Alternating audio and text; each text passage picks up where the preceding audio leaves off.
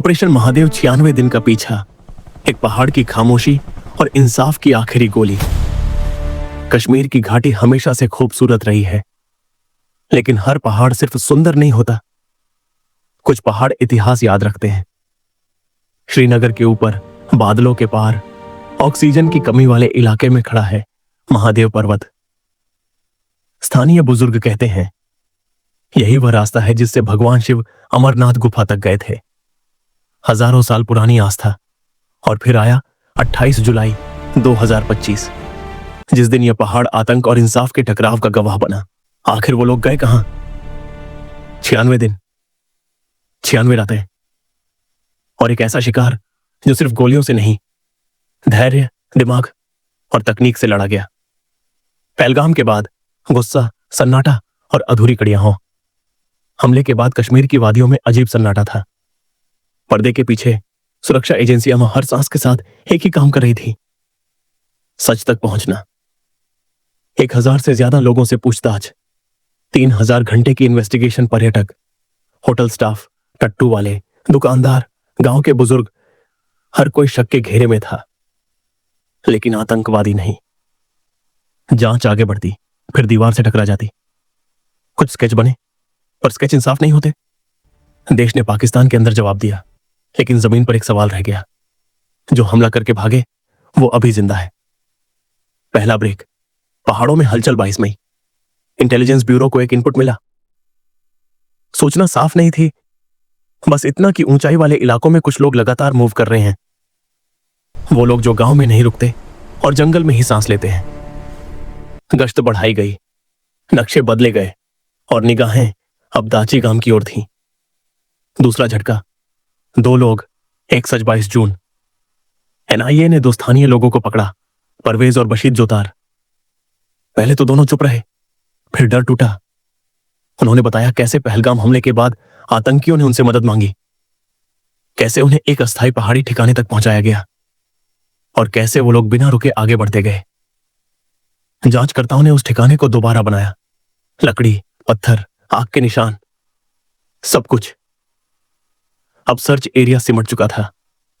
अनंतनाग से दाची गांव तक 40 से 50 किलोमीटर का जंगल, लेकिन चुनौती अभी भी वही थी।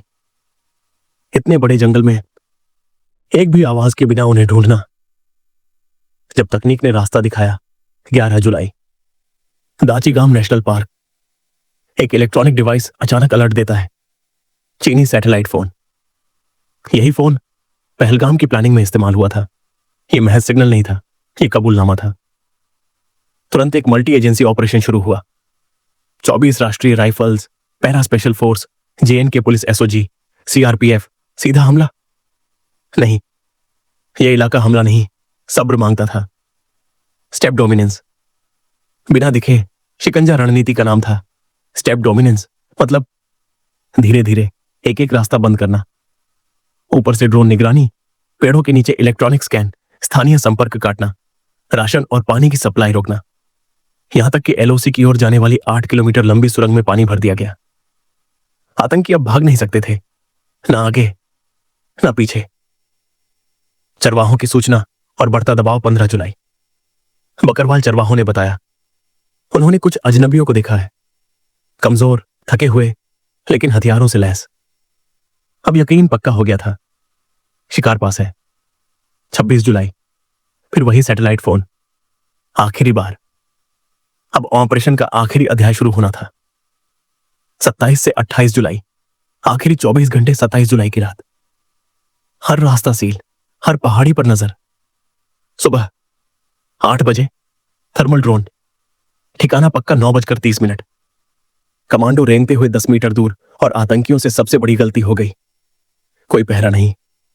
96 दिन का डर, भूख, थकान, सबने मिलकर उनकी अकल छीन ली। इशारों में आदेश, सांसें थमी। पहली फायरिंग, 2 आतंकी वहीं खत्म।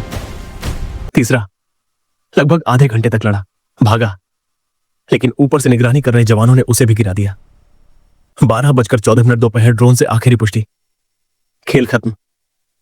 सबूत, पहचान और सच्चाई अंदर मिला पूरा आतंकी कैंप। M4, AK-47, grenade, RDX, satellite device, Aadhaar card, पाकिस्तानी नादरा डेटा हथियार चंडीगढ़ भेजे गए। बैलिस्टिक रिपोर्ट आई। मैच 100% मारे गए। हाशिम मूसा मास्टरमाइंड, पूर्व पाक एसएसजी। गिबरान हमजा अफगानी अंत नहीं। चेतावनी ऑपरेशन महादेव एक जीत है, लेकिन यह याद दिलाता है लड़ाई सिर्फ गोली से नहीं, धैर्य से जीती जाती है। महादेव पर्वत आज भी खड़ा है, खामोश, लेकिन उसकी चुप्पी में अब 96 दिनों की कहानी गूंजती है।